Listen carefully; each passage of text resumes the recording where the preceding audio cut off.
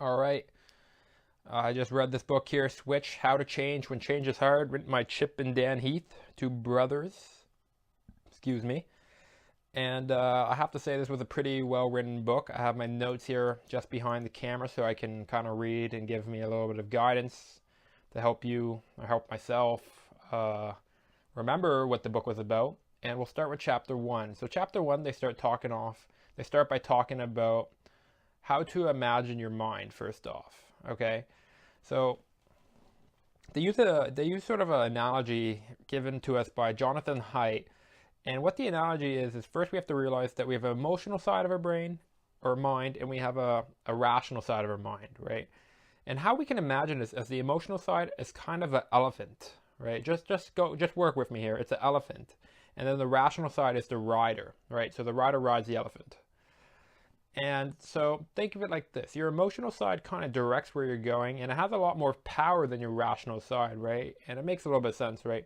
If you're trying to lose weight, it's a lot harder to do it if you don't have some emotional backing towards it, right? Your emotions make a lot of your decisions right now.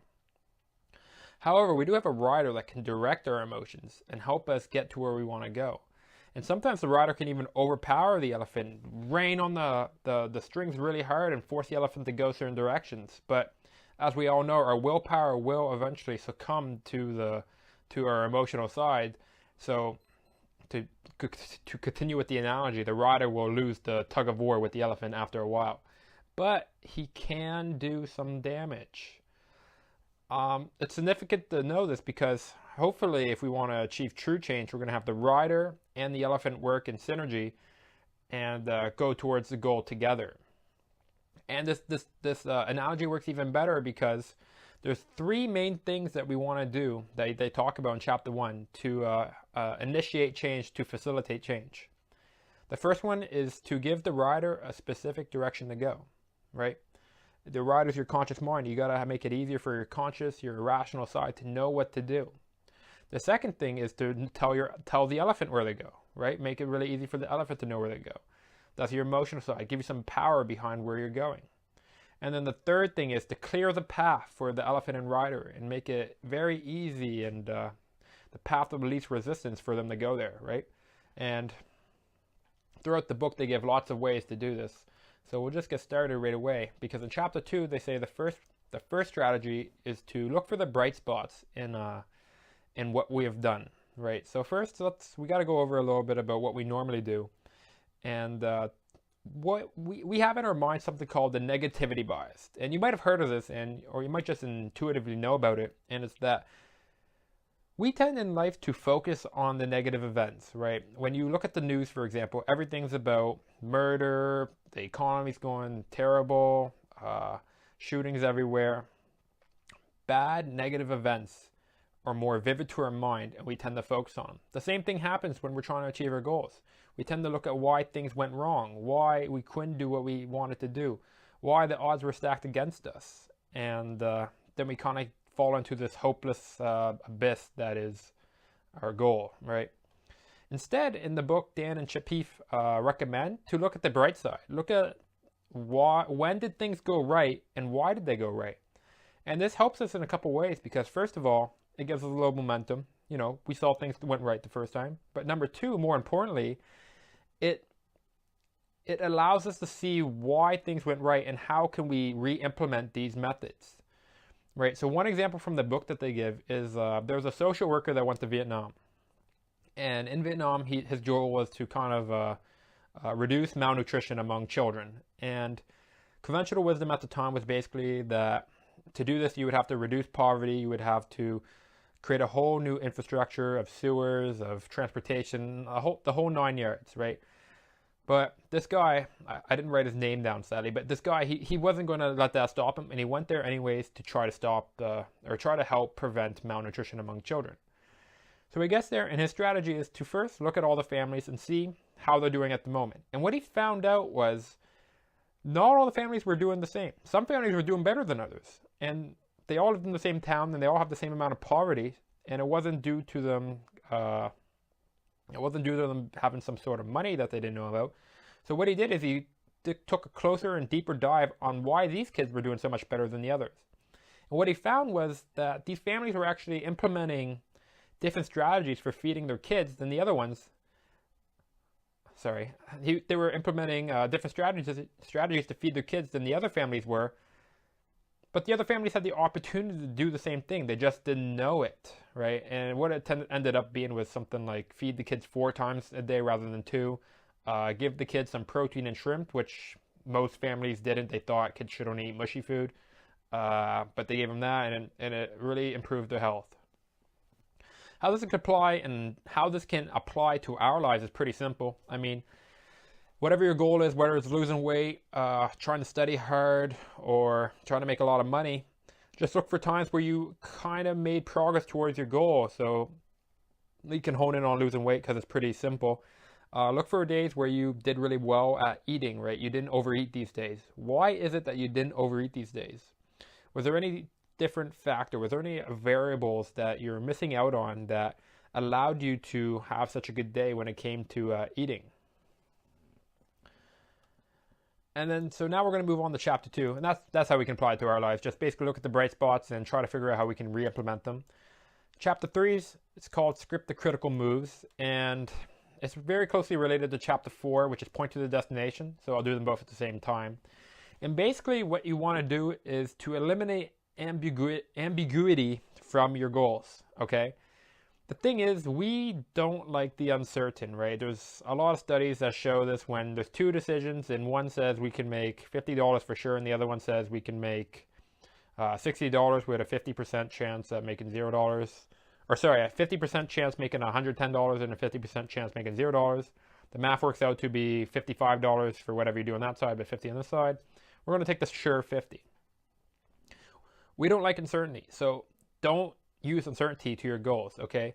Make your goals very specific. If your goal is to get in shape, don't make your goal just get in shape. It's too vague. Make it something like, I want to be able to run 10 kilometers. I want to lose 13 pounds. I want to be able to bench press 135 pounds, right? Make it very specific so you know what you're working towards. And then going even further from that, make your very next move very specific, okay? Don't make your next move something along the lines that I'm going to work out. Put it in action. What are you going to do to work out? Are you going to start running? How far are you going to run? Are you going to start going to the gym? What time are you going to go to the gym? What are you going to do in the gym? What's your routine? Make it specific, and it reduces resistance of our mind to change. All right, so how we can apply this to our lives, I already said it pretty much, is basically don't give vague commands and be specific. Also, don't give commands that we can rationalize to ourselves that we accomplish, right? Make sure our goals are black and white. So one example for this they give in the book is basically, let's say that your goal is to stop or to reduce the amount you use your phone, right? So a lot of us are addicted to our phones, so it's probably a pretty common goal to reduce the amount we use our phone.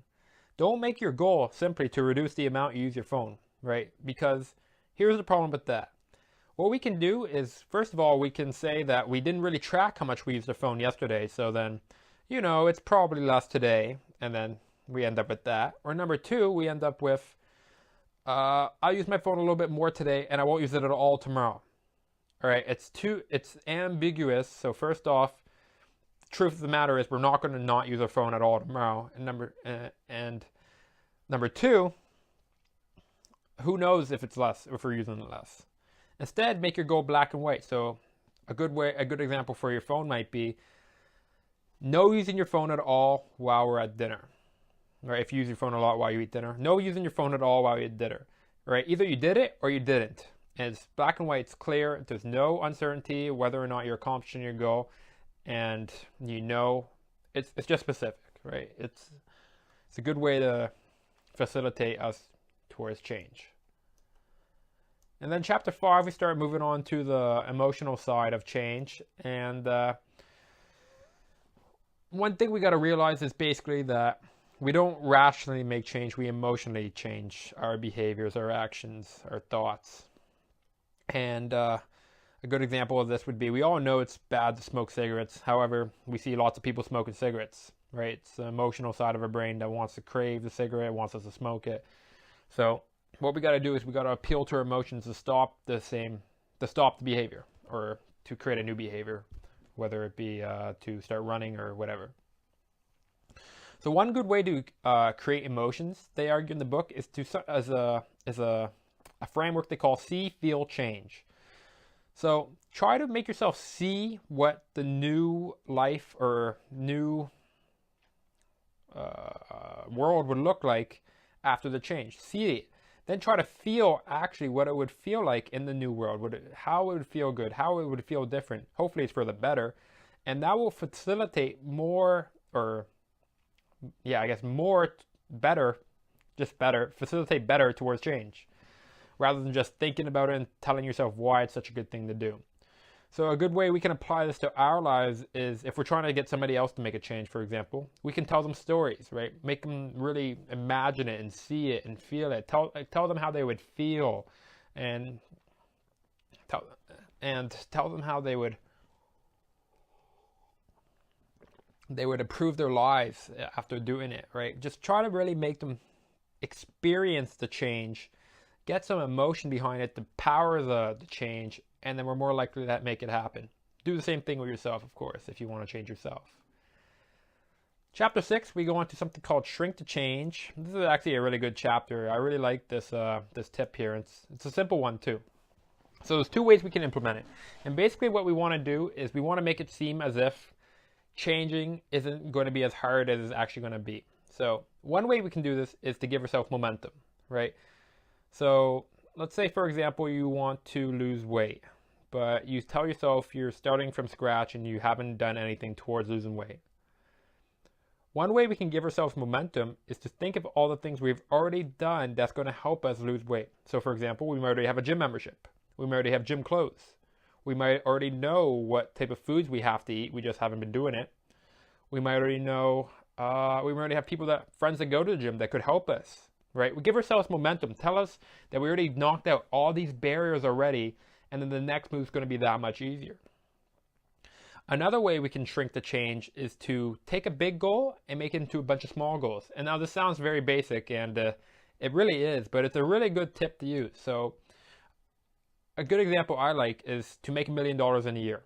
Right? That sounds humongous. Make $1 million in a year, it is quite literally it's a great accomplishment to have. One way we can shrink this, though, is to say, let's make $3,000 in a day.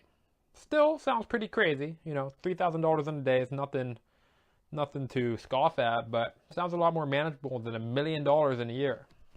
You want to take this to the next level. Get my calculator here because I don't know the number. We're going to do 3,000 divided by 24. Let's say, can you make $125 an hour? Then you might think to yourself, you know what, I've made $125 an hour before. I've sold stuff for $125 an hour. So, shrink the goal to make you see that the next step, or what you really have to do, doesn't have to be so big. And that will motivate you, because it's a lot less scary to do $125 an hour than it is to do $1 million in a year, even though they're the same thing. So now we'll go to chapter 7. It's called Grow Your People. And basically what this chapter is about how we can try to make people make identity decisions versus economic decisions, right? So there's two types of decisions that we tend to make, and one is a cost-benefit analysis, right? You kind of look, so one example of this could be you go to the store and you look at a pizza, right? You look at a pizza. And it's $5, right? And cost-benefit analysis, you would say, okay, this pizza is $5. It's going to feed me for 2 days. Or I could buy this rotisserie chicken for $6, and it's going to feed me for 2 days. Taste aside. You're going to buy the pizza, right? It's just going to feed you for 2 days, and it costs less. But on the other hand, there's an identity decision. Okay, now this is a decision where you make because of your identity. It's not totally based on economics, and you kind of might do things that go against conventional wisdom. So how we do this is we try to make people identify with a tribe. And in the book, they talk about somebody who tries to protect endangered species. He goes to a country and tries to make them see that some sort of parrot is their national animal, and now nobody's going to kill the national animal, and it worked out. The parrot ended up surviving, and it didn't die out as it was predicted to do. How we can do this in our lives is if we want to convince somebody to do things, bring out identities that they possess that would facilitate these decisions. So let's go back to the pizza and rotisserie chicken. Let's say we're a salesman and somebody comes in and we say, you know what, man, you need protein, right? You go to the gym, you're trying to lose weight, you need a lot of protein. This rotisserie chicken has more protein, right? And chicken is Americans' favorite food, right? And you're American, right? Let's say that's true, even though it's not, but let's say it's true. They're going to make an identity decision and buy the chicken. They'll go on to also talk about something called the growth mindset. I thought it was a little off topic, but it might be that I just didn't quite understand what they were talking about. But basically, the growth mindset's trying to convince people that they have the mindset that it's okay to fail, and then that will make them more open to change. And that's true. It's true. Just a little tidbit right there. And then we have chapter 8, and then these are the chapters that we start to get into how we clear the path out a little bit more. There's only a few more. So tweak the environment. This one's pretty basic. Basically what you want to do is make it easier for the desired behaviors to happen, right? Don't make it more difficult to happen.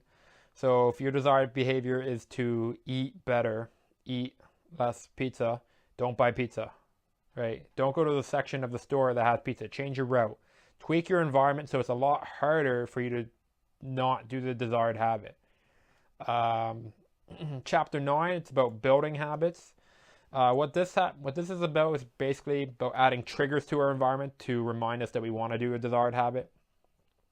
So let's say you want to hit the gym tomorrow and you forget, or you don't ever get around to doing it. One way that you can trigger the habit is to lay out all your gym clothes nice and neat next to your bed in the morning. So as soon as you wake up, you see it, and it's that much easier to go and work out.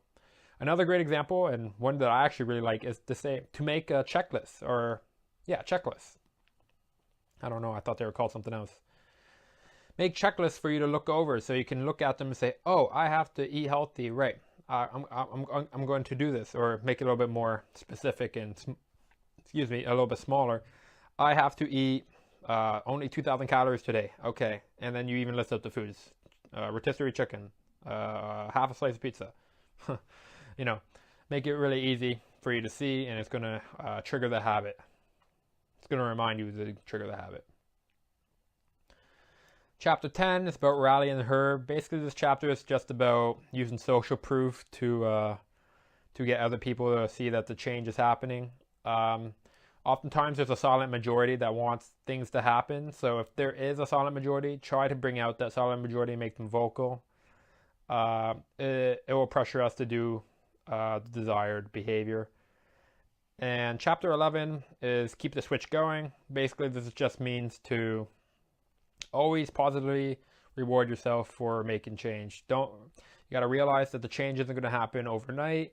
It might take a while to make the change, but every move you make towards the change, reward yourself, and eventually you'll get there.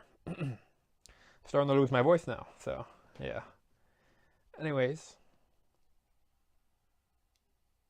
that's it. Hope you enjoyed. Hope I get better explaining. And as always, have a good day.